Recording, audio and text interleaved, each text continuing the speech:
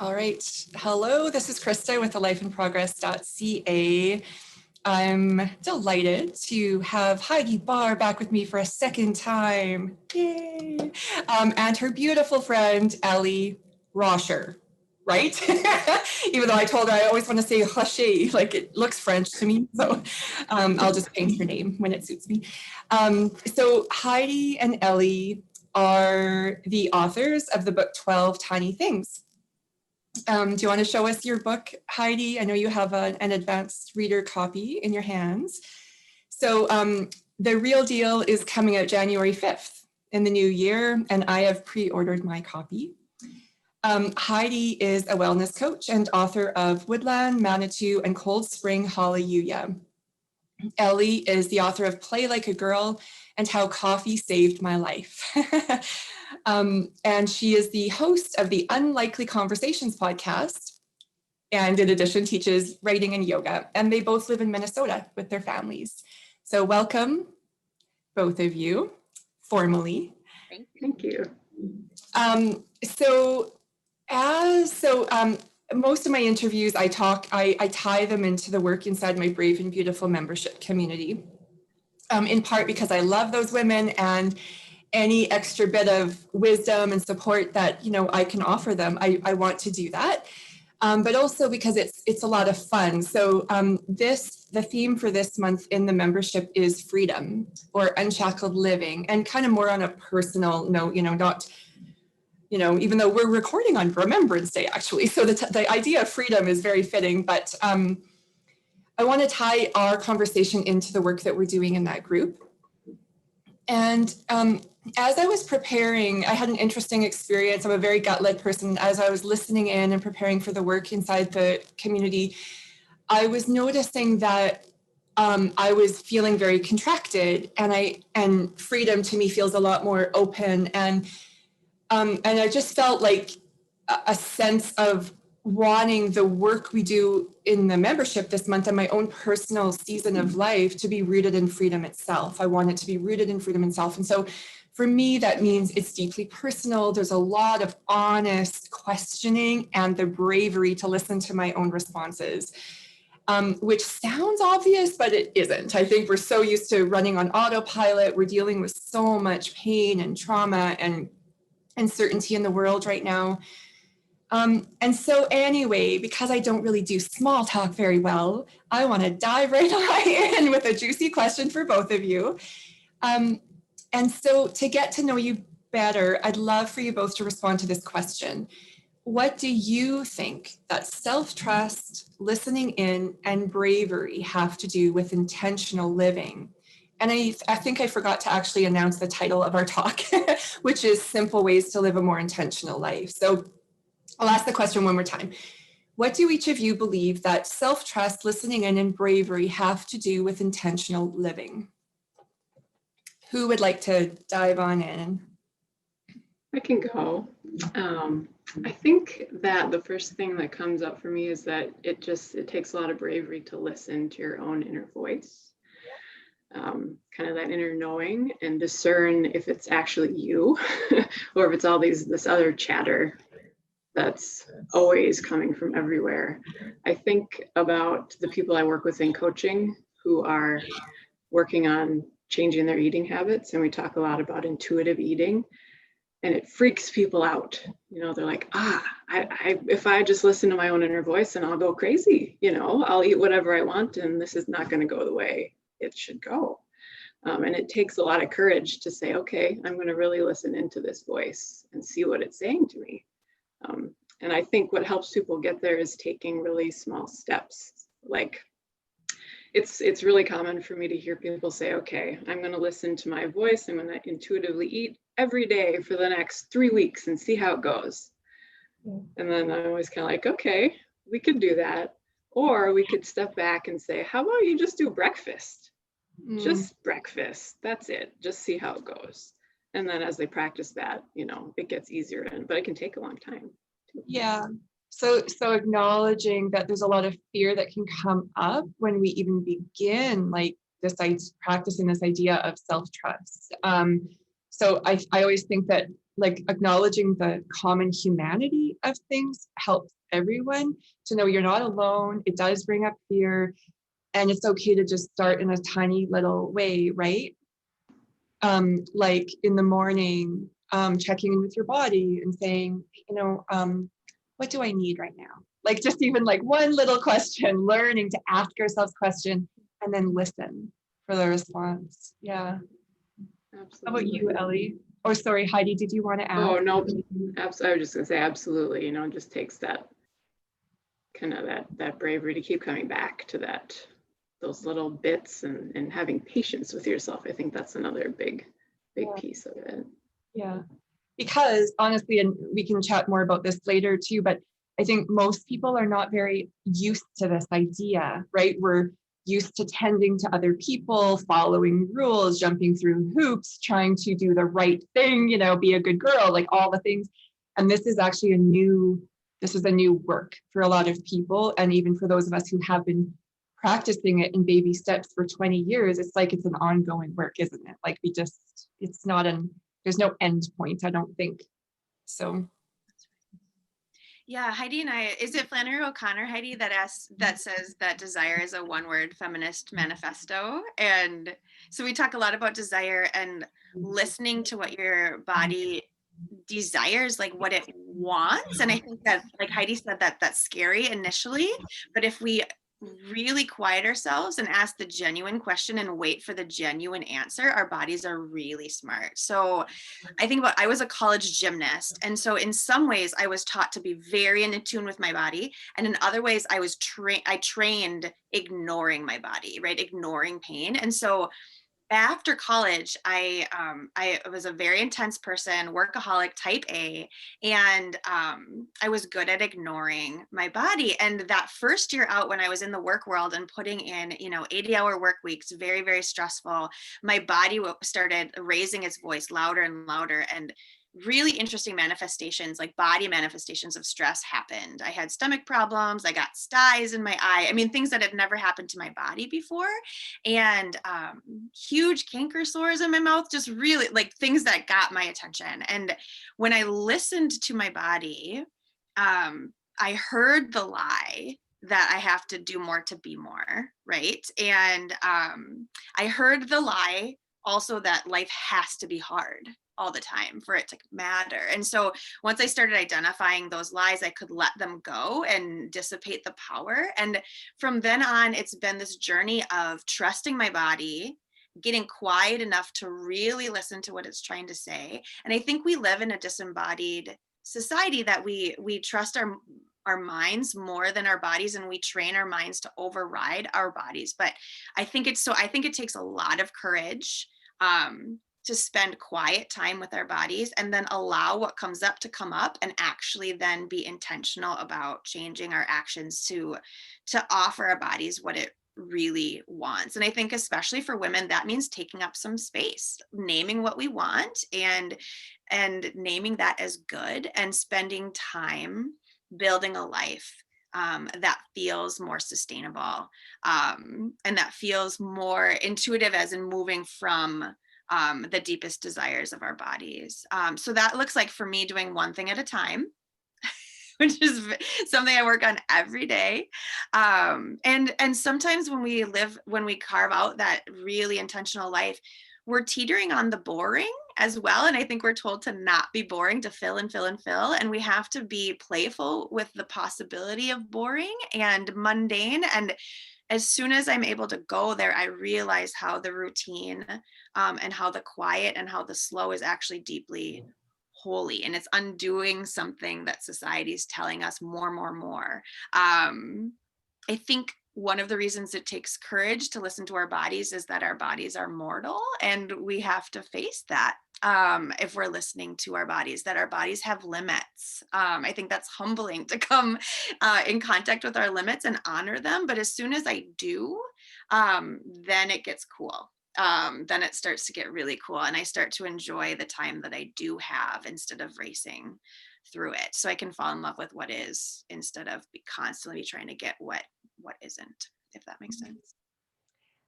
Yeah, I mean, I just feel so happy having this conversation with you guys and hearing what you're, sharing. And I feel so excited by it. And and challenged as well, humbled and challenged and just all the things. And I think I agree that we live in sort of this disembodied, kind of culture, like way of being. And,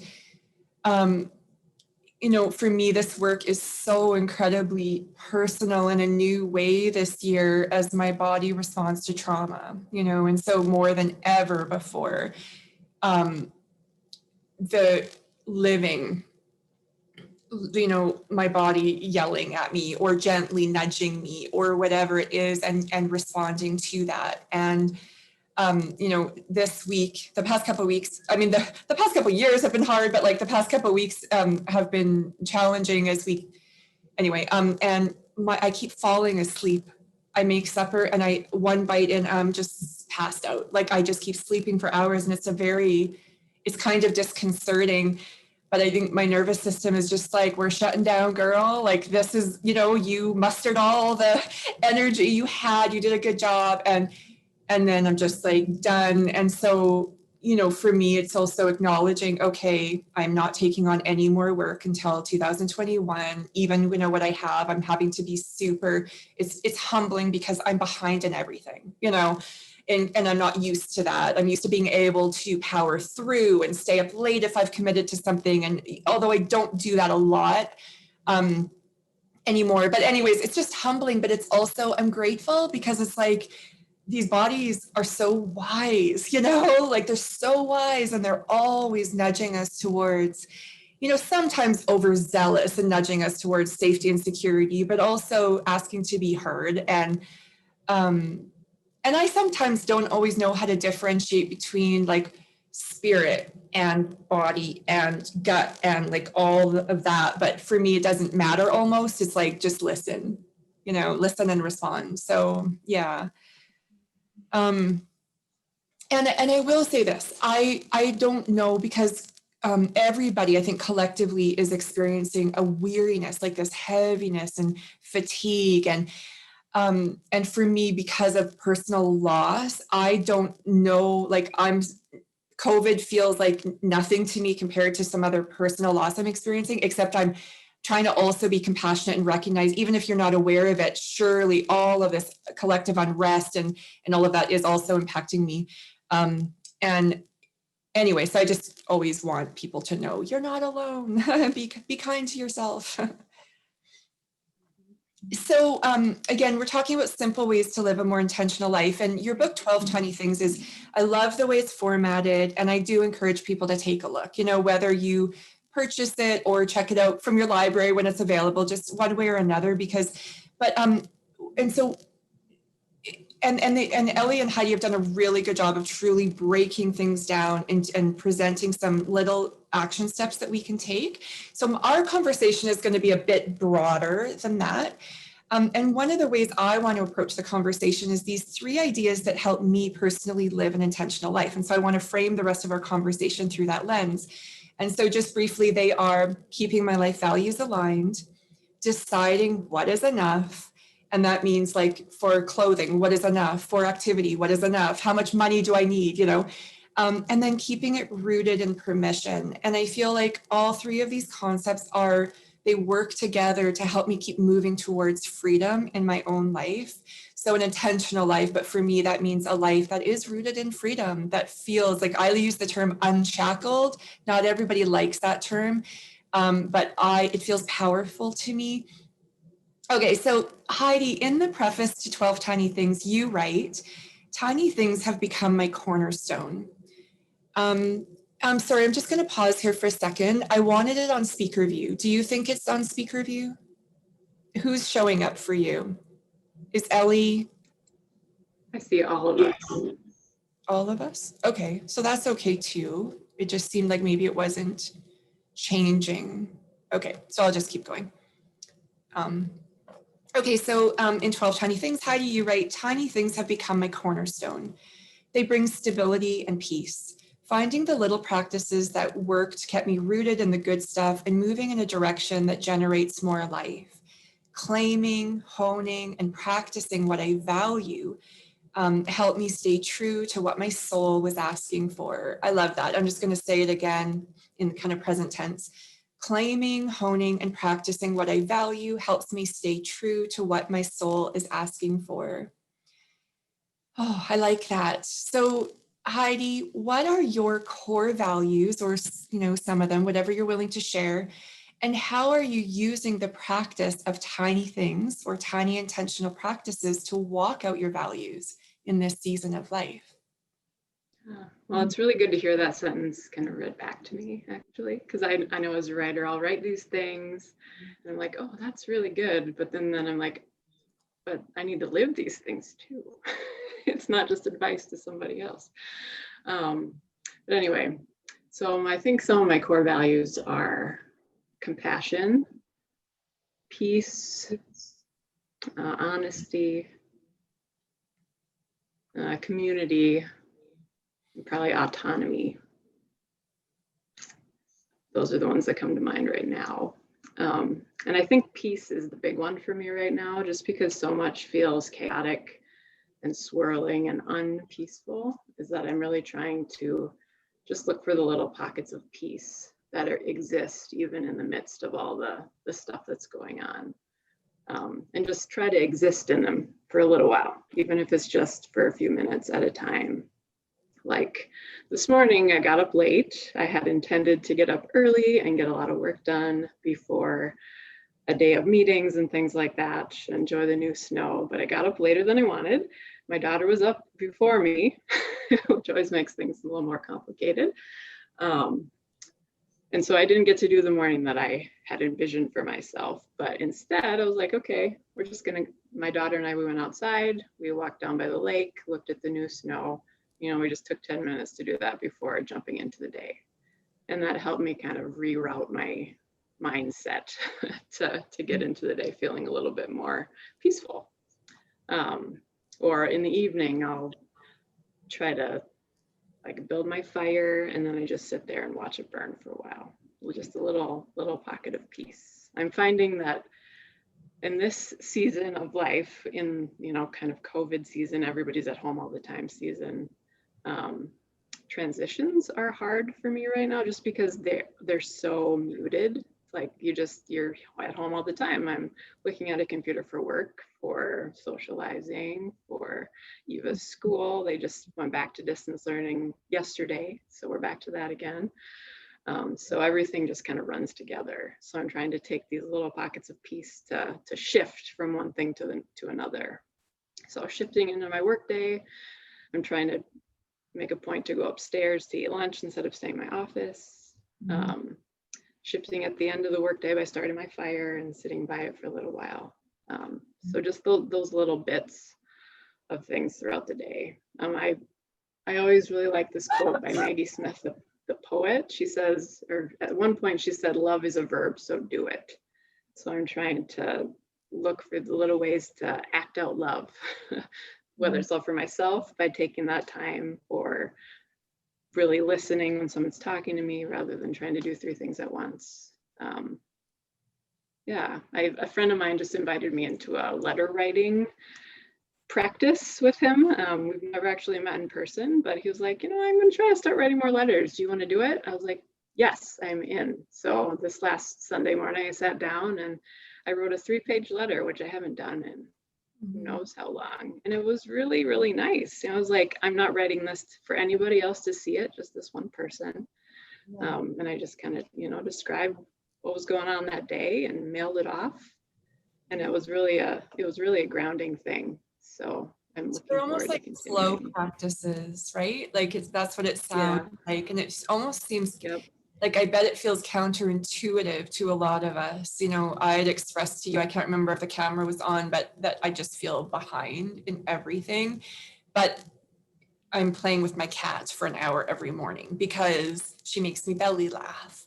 And I'm aware that this means I'm not doing other more practical things, but I need her. I need her joy. I need this little, and so it's interesting because it's like as I listen to you, I'm like, oh yeah, that's what I'm doing too. It's like I'm doing the opposite of what my brain almost thinks I should be doing, but it's what my soul needs.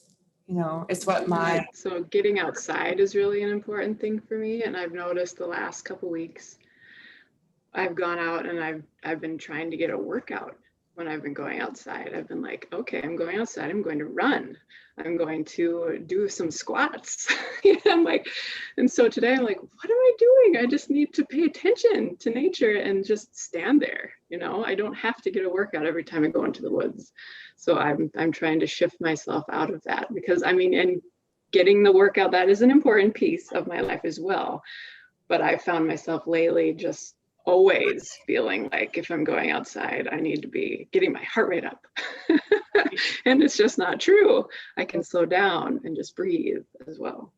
So not every moment of our life needs to be uber productive. It can be just about being, right? And that's not a new idea, but it can be challenging to actually walk it out, I think. I think that's what I like about Tiny Things so much is that they can be easy not to do them, but they're so easy to pick up too. You can set them down, but you can pick them right back up again the next day. So they're very forgiving. Yeah. I will say this, that my, right now I am coming back to basics. Like sometimes in hard seasons of life, we lose just the most basic things. Like, so I forget to eat. I have to, often it's 3:30 in the afternoon and I'm noticing, oh, I don't think I ate today. I'm having to count my water jars again, like just coming back to some really basic practices because my brain is so distracted. And I loved that I had built, though, this scaffolding of these tiny intentional practices that keep me whole. And those really did keep me rooted through the loss of my son and a serious car accident and just all the resulting kind of trauma and impact of that. So even though right now I'm having to, work hard to remember, oh yeah, eat, feed your body. I have that, it's still built into me, right? I've built that muscle still. And so I can come back to it, even though I haven't fallen off course. I don't know what the term is, but I feel like it just reminds me of what you said is like, they're forgiving, but that's okay too. If all you're doing right now is remembering to eat or standing outside or drinking water, it's like, that's a beautiful thing. So. Christopher, it reminds me of something you wrote, I think, about having those deep roots so you can tilt, when the storms come. Yeah. Your branches sway, but you've got the foundation so you can weather the storm. I'm sorry, I'm reacting to my cat and it's not ideal for an interview, but pardon the coughing and the sneezing and anything else that arises. Heidi, thanks for that reminder. And yes, I do believe that, absolutely. I have lived it, many times in my life, but this season more than ever before, that truth. Yeah, and I love and even that visual image just feels so good to me, that reminder that even if I'm struggling or if I'm, feel like all is well in my life, it's like those roots really do hold me fast. And if I kind of tilt one way or another, I come back to this, place of strength, I think. And one thing that I love is that, and hope maybe this will feel encouraging to somebody else listening, but even in my hardest moments, not all of them, a lot of them, I can feel my strength at the same time, and I appreciate that so much, how in heartache, in fear, in whatever we're wrestling with or going through in life, is that the more I think that we learn to tune in and feel into our bodies and sort of, I can feel that strength and that rootedness. And it doesn't mean I'm not hurting, and it doesn't mean I'm not, wishing life were different. It just means also I am strong, and also I am rooted. And yeah, that has been really empowering for me in this season. So, all right. So deciding what is enough. So I think you guys both probably have talked about this, written about it in different ways. I know I have, and it's something that I think we can it's a big conversation. What is enough? And so I'd like to approach it initially, at least, though, Ellie, by focusing on something that you wrote. And that is, when I let the hurt seep in from all corners of the earth, I eventually find myself paralyzed and utterly ineffectual on the couch. So living an intentional life means caring for ourselves because we matter, like we as a one soul human on this planet, we matter, and so that we are strong and resourced enough to serve and love and do the work that lights us up. But you touched on something here that I think a lot of people feel, is that sometimes it's too much. How do we live that, walk out that value of compassion, say, and also not let it, not crumble? So Ellie, how do you find you're enough in terms of service, community care, or compassion? And what are a few tiny intentional practices that you use to, stay resourced, strong, or to fill your own cup? Yeah, I think so. We've thought a lot about this with 12 Tiny Things. We wrote it for folks, including ourselves, who get paralyzed by overwhelm, and I think that that's really easy to do these days. There's layers and layers of individual and collective grief that we're dealing with, and I think about my parents' generation. When they were coming of age, they didn't have smartphones, they didn't have the internet. They had a clearer sense of where their jurisdiction lied, where their playground was, and matching their skills with their community, how to enter into the community. And now I think about young people who are growing up with the internet and with smartphones, and they have a grasp of the hurt and brokenness across the whole world. And Right. as they're coming into being and identifying who they are in the world, from the young folks I work with, they're having a harder time finding their entry point of like, where is my playground? What skills can I bring that are actually going to matter? And because of the vastness of the world and the depth of the hurt, we can just say, well, I don't matter, I'm not going to do anything. And so tiny things are really important for me in this regard of like knowing what is happening globally, but really bringing my jurisdiction local, sometimes hyperized local to just my body, and sometimes to my immediate family, and sometimes to my neighborhood, right? But not letting my heart go to the global, because that isn't fair. I'm not going to affect that right away, but taking the tiny personal step, the hyper personal, the hyper interpersonal, that keeps me going and keeps my compassion. So I think a lot about what my expertise is, what are my skills, what are some of the needs of my local community, my body, my family, my neighborhood, what levers can I push when I match my expertise to this? And I think a huge part of that is knowing other people who are doing good work, where I can say, I'm so glad you exist,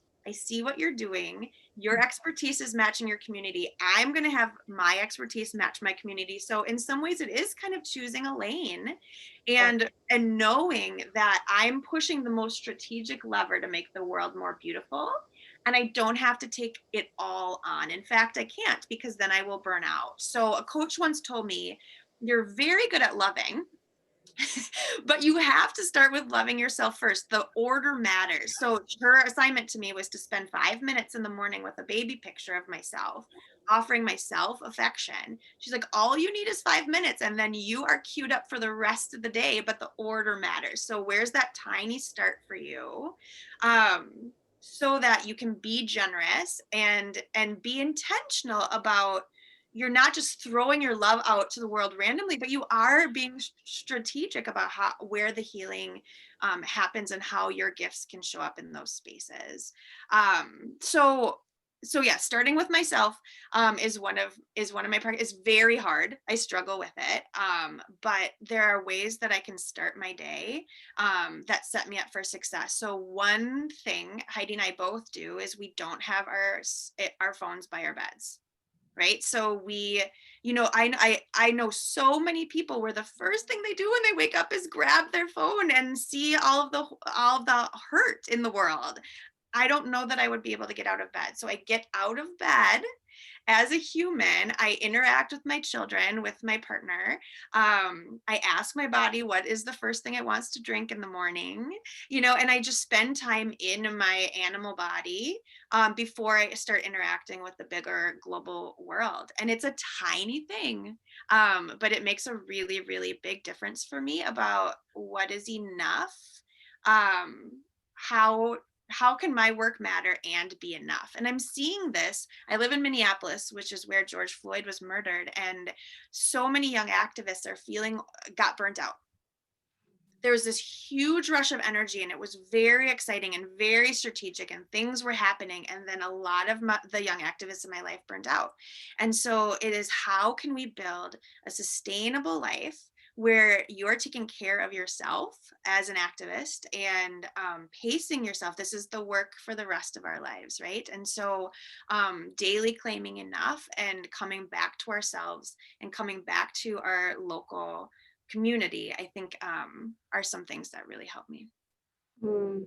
There's so much in there. You guys are like wise women. I would love to sit in like a hippie women's circle with you and pass the baton and just like talk. And I'm in anytime. Yeah. Good. So many thoughts. A couple that I want to touch on. One, you keep talking about our gifts, and I love that because I believe every single human is gifted on purpose.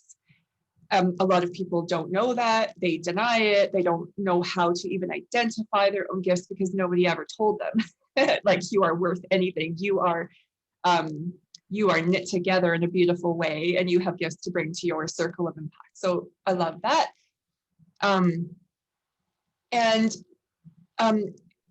You reinforce the idea of boundaries, right? If we don't, and the order, we start here. And I've received a lot of flack for that idea over the years when I dare to say that I get to be most important in my circle of impact. And to me, it's just logical. It's like, how can I give you anything? How can I give my kids anything if I am falling apart, right? But I have received pushback on that. I'm a highly sensitive person, a strong introvert, kind of awkward in lots of social situations, even though I really value community and compassion. I believe we all have work to do in the world, and that can be small little, you have a tiny little light, share that, right? Like, it's not about how big it is or anything.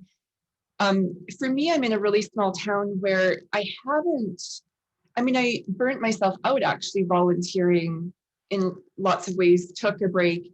And now my work primarily, I wouldn't say it is for my local community, but I've still had to hone in and say, okay, but what are my top values? What are those things I'm going to, pour myself out for? And they are around equality, mental health, support, and things that are deeply personal.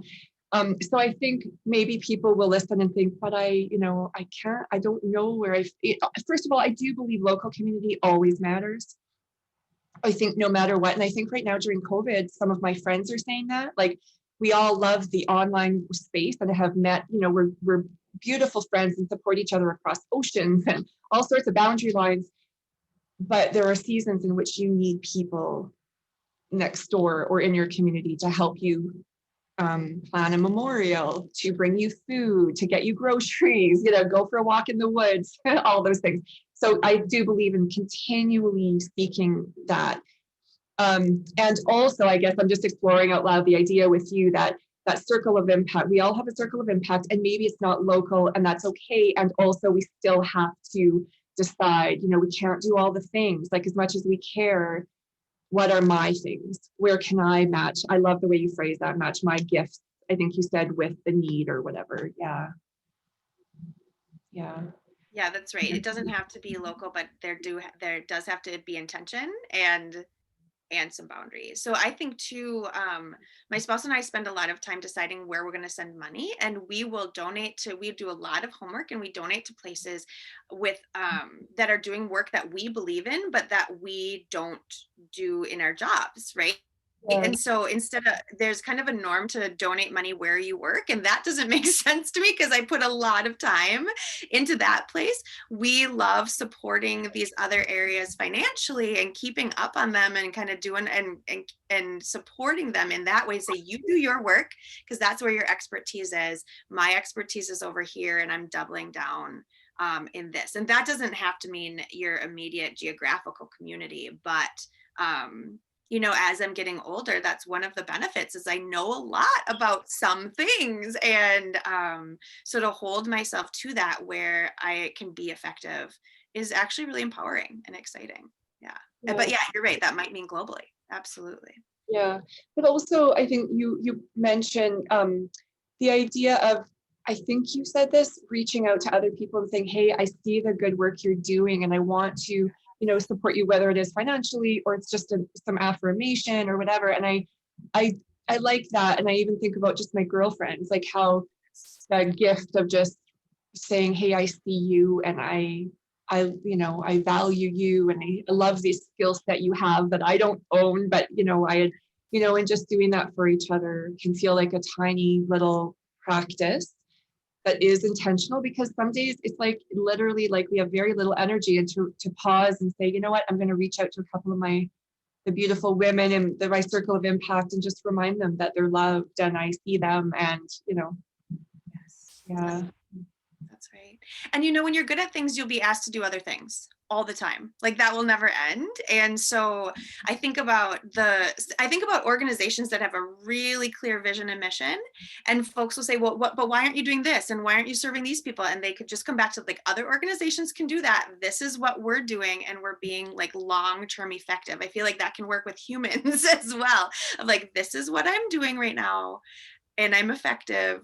Someone else can take up. I'm firing myself from all of those other jobs. Other people can take those on. It's very, very difficult, but it does circle back to enoughness, right? And that there needs to be boundaries. Enough being just the right amount. So it's not working from a depravity standpoint, but an abundance, right? Yeah, I love that. This makes me think of, our concept of space is one of our chapters, and just kind of taking up the space that you are meant to embody, all of it, but not seeping over into somebody else's space, because that's theirs to deal with. It makes me think of something that has shifted for me over the last probably 8 to 10 years, is that I'm also very introverted. Public speaking is not my jam at all. Leading large groups, not my thing. But I used to think as a coach, okay, that's where I need to go. I need to be up there leading these huge forums. I need to be doing these talks all the time. I need to be doing all this stuff where I'm in the front leading things, because that's the kind of the usual route that folks in that role take. Or even at my corporate job, I was like, well, I need to become a supervisor, and then I need to, move up the ladder. But as I've kind of let go of some of that, I have so much more energy to devote to what I'm actually good at, like writing or working one-on-one with people, or doing really small groups that are able to go a little bit deeper. So that has been, to go back to freedom, that has freed up so much for me, not to have to just feel like I'm on this path that I don't want to be on, or that I feel like I have to be on. So just letting who I am just be enough, and like I'm a quiet person, and that is fine. I don't have to be upfront and loud. Like, I struggled against that for so long, just so long. And it's just relief to put it down. Yeah, it's so neat because, we started this conversation talking about listening in and owning what we want, or even the words like desire. And permission, and words that can almost feel naughty to a lot of women, and then throw pleasure in there. And oh my God, like we're allowed. Yeah, exactly. And so just as much as we're allowed to ask, you know, what we want and own it, we're also allowed to say, I don't want that. You know, no matter how many people think I should want that, you know, the stage, the whatever. It's like, no, like I'm allowed to be me. And I think, yeah, there's so much freedom in there. I mean, honestly, it's like freedom only comes with that, right? Like the owning who we are and the permission to be who we are. And then I think it's very cool. My husband gave me this lovely compliment this morning. And so we were chatting about my areas of gifting, and it was a lot of fun for me to be able to just say thank you. Like it's true, like I to own that, because for so long all I could see is what I wasn't and how I wasn't enough, you know. And now it's like owning the truth of who I am, all the messiness and all the beauty and all of that. We grow confidence to just be who we are and present to our lives, right? And it's actually a very amazing thing to notice that growth, you know, even in my own self. So yeah. Okay, I'm going to go on to our next question, rooted in permission. Oh, okay. So actually this ties in really nicely, because I start here by saying like our lives don't have to look or feel at all like someone else's. Being rooted in permission and living an intentional life is not concerned about keeping up or measuring up. It includes freedom or permission. And that might be permission to seek beauty, permission for curiosity, for witnessing, savoring, desiring, tasting, or changing course. I love the term joyful possibility.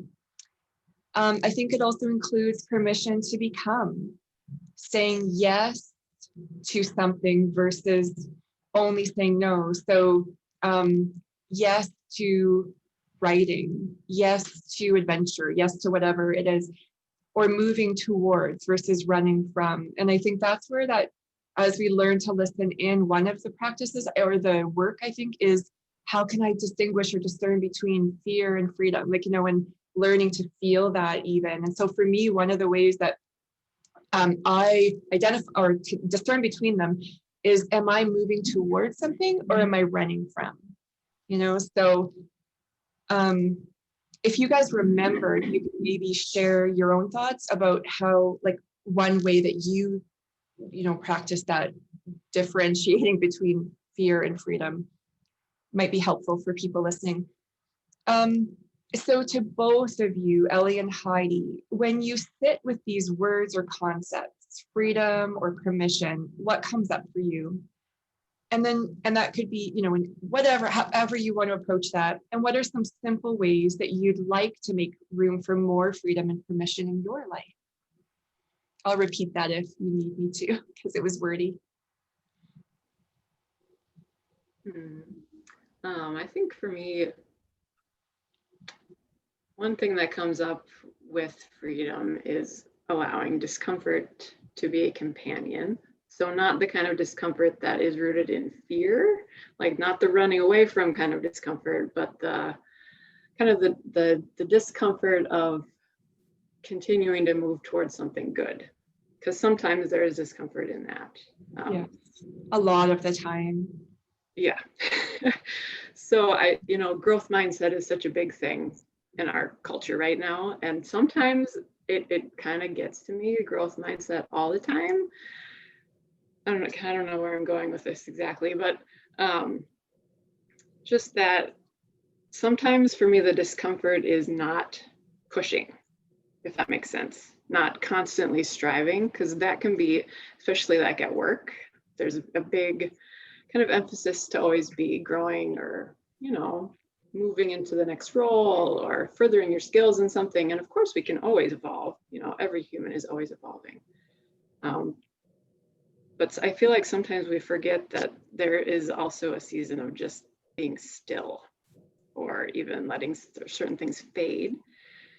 And that can be uncomfortable to let that happen. it reminds me a bit of that old post of mine, what if all I want is a mediocre life, right? And like, what if Right. this is enough? Like, what about that? Exactly. And I mean, I still feel that way. It's like, but my brain though will always raise the bar.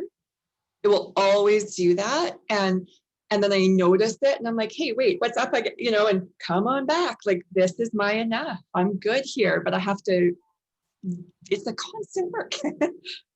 It is. I think the other part of that, like the permission part, is to go slow. We already talked about this a little bit, but just allow more of those do nothing moments. Just sit and only sit, or just walk, and don't try to do something else. Don't make it a workout.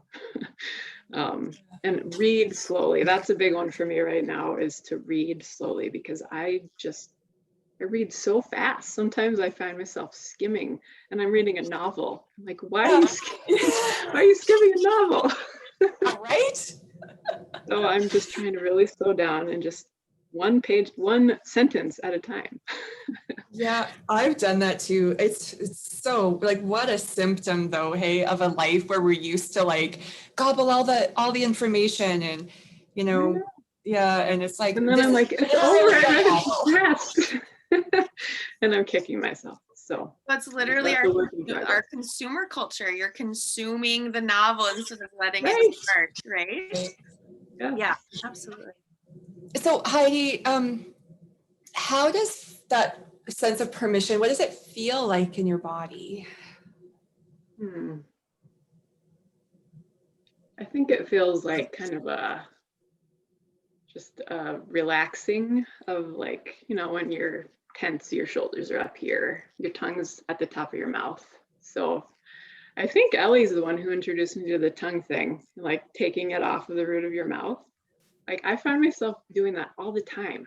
Like, everything is all tense. So if I can just relax the tongue, relax the shoulders, that's a big part of kind of feeling permission in my body. I think just the kind of the downward motion.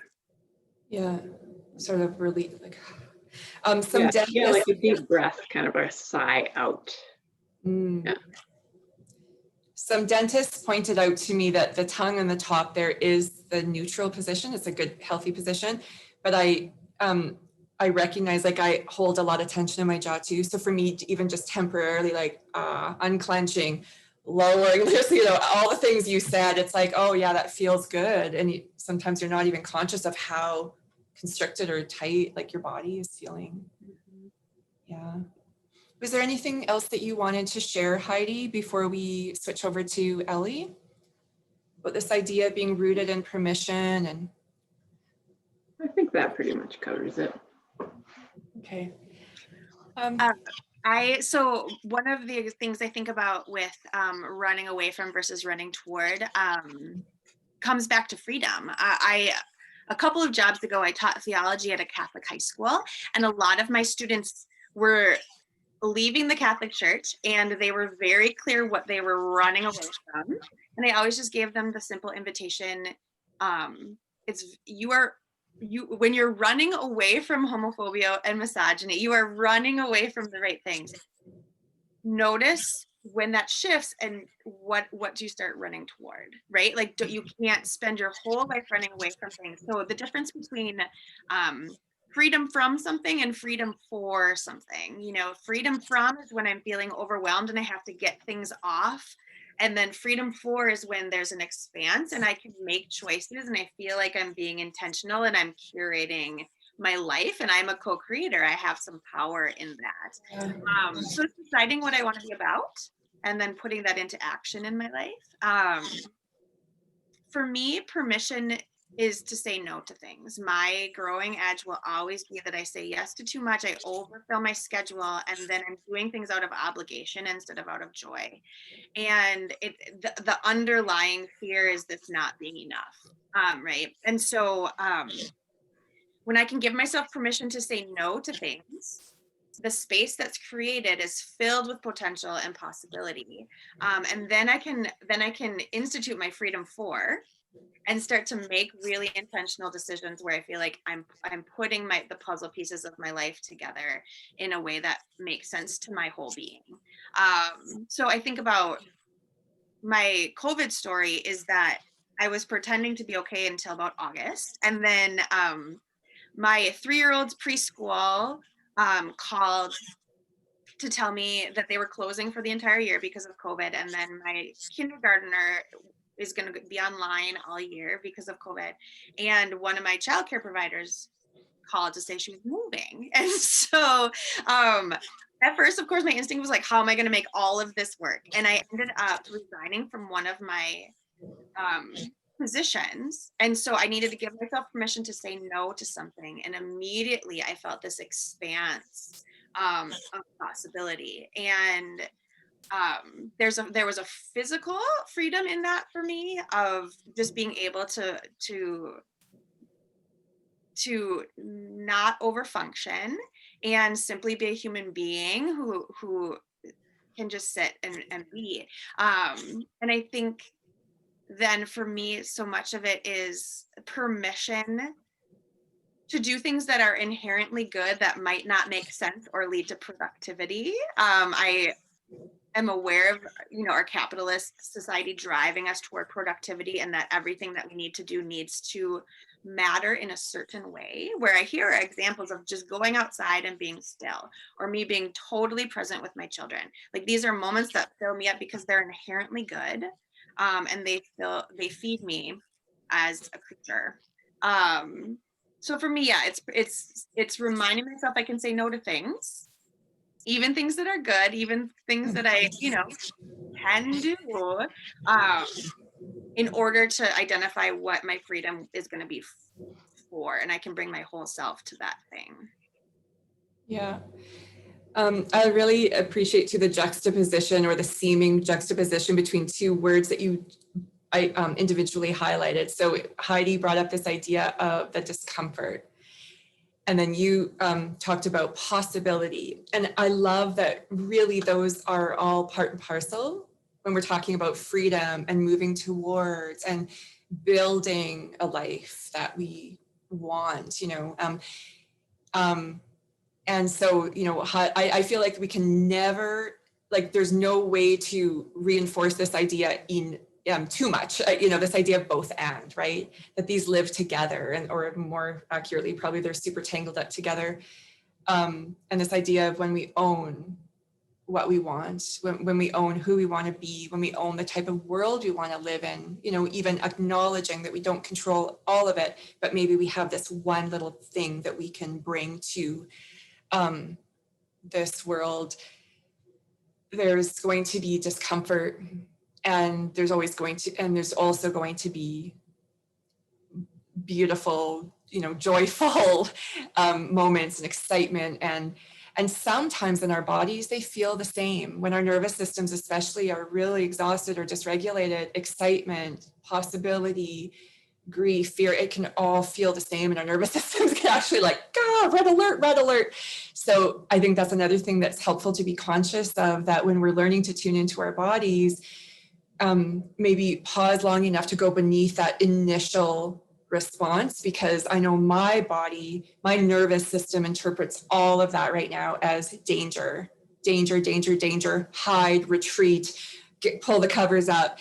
And so learning to pause, and sometimes it's 2 minutes, sometimes it's 20 minutes, sometimes it's 24 hours before, making a decision. It allows me to kind of go a little bit deeper and to say, oh yeah, I hear you, fear. And also I want this thing. And I know you're afraid and you're trying to protect me, and I'm still moving towards this, so yeah. That's really beautiful. Yeah. Well, what do you have, do you have a final thought or word of encouragement, or a little practice, a tiny practice, just anything that you'd like to leave people with before we say goodbye?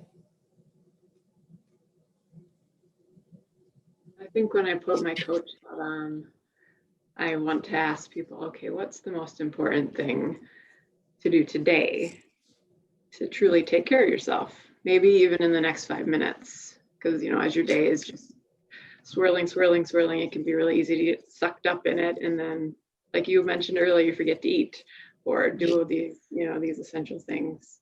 So just kind of coming back to that question, what's most important to do right now, or, at the next opportunity. Mhm. And then just the idea that kind of what is enough is always going to be evolving and shifting. But the fact that you as a person are enough, that's always going to be truth. That is not going to change, even if what is enough in your life does. And I think with tiny things, that's the beauty of them. They can shift too over time. They don't have to be the same from year to year. Maybe some of them will always be the same, but maybe they'll change too as your life does. So Yes. we talk a lot about pivoting. So just being able to let yourself do that when you need to. Yes, thank you. Thank you so much for reminding me and everybody else. Like, yes, that one, as we move through the seasons of life, what is enough in various areas of our life will change and evolve and ebb and flow, and that is healthy and normal. And also, I am enough, and that is unchanging. No matter how productive I am, no matter how much money I make, or no matter my impact in the world, I am enough. Yeah, thank you. Yeah, thank you. I think to me, asking the question, what is enough, as a question of what is just the right amount in this very moment, knowing that will change, shifts it from a depravity to an abundance. And so instead of feeling like I'm losing things, like thinking about what I'm gaining by asking that question. Two of my favorite tiny things right now are so tiny. One is making sure I go outside and look all the way up at the sky every day. It reminds me how small I am and how big the universe is. It reminds me that I'm a creature, and it's always beautiful. Whatever is up there is always beautiful. So kind of just re-situates myself in a healthy way in the universe. And then taking some conscious breaths. All three of us have talked about inserting time. And so just taking one breath where you know that you're breathing is enough time to remember that we're alive and that we're vital. It does so many right things just by taking the breath. So our exhale will lower our shoulders and maybe lower our jaw. And it's a reminder that our breath is a tool that we always have at any moment that we choose to be conscious of it, to use the sound and the rhythm to calm us. And I think it's okay to recognize that we need calming in our lives right now to help take care of ourselves and keep going. Yeah. Okay, I'm going to cheat and ask you one other question that you can either pass on or respond to. You have the freedom and permission to decide for yourself. But also before that, I would love if you would just show your book again, let people know your favorite place or, best place to come engage with you and learn more about the work you do, the books you've published. And so please do that. And then if you're willing, just share what's one thing that's lighting you up right now. Just a quick little thing to end on if you're willing. Sure. And I actually, if we have time, could I read just a couple of chapters from one little section of the book? Just Sure. as an invitation. Yes. Okay. And so you can find it at just 12tinythings.com is a great place to go. You can And it's the number 12, right? Right, number 12, tinythings.com. Okay. That'll get you everywhere you need to go pretty much. So from part of just after the introduction, name and claim the beauty in your days. Be present, identify your desire, practice mindfulness, be creative, find your tiny things, and then use the power that comes from your newfound rootedness to impact the world for good. It's not about chasing happiness or climbing the ladder to what someone else has defined as success. It's about noticing, feeling, and claiming the things that will bring contentment and satisfaction, and letting go of what doesn't. Consider the chapters that follow an invitation to reignite your root system and claim your bliss. That's lovely. Yeah, and it's a beautiful invitation. And I'm going to put a sticky note maybe when my copy arrives. I'm going to put a sticky note and say, read slowly and just enjoy it like little bit by little bit. The thing that lights me up is gosh. So we have otters in our lake. They just all of a sudden, there are otters. Where did they come from? I don't know, but they're out there. So looking for the otters every day, that lights me up. Fun, fun. Thanks, Heidi. Mine is my 3-year-old right now. He's at this exuberant age where he will come up to me with his eyebrows raised and his eyes really big and have something so exciting to tell me. And it takes him about 5 tries to get the first couple words out before he finishes the sentence. And it's just this blissful invitation for me to be totally present and open my eyes up really wide and wait for what he's thinking about. And it's That's so sweet. he's amazing. So yeah, he's raising me right now. I love it. I do think that we all are better humans when we have little people in our lives in some manner, you know, because they're just delightful. And not that you have to be a parent, that's not what I mean at all, but just somehow, you know, yeah, being in relationship with little humans is just delightful. So, all right, thank you both so much. I have loved chatting with you. I love your work. Huge fan. So yeah, I'm just grateful for this conversation today. Thank you, Krista. It was great. Thank you. Bye. Wow. I'll just end the recording here.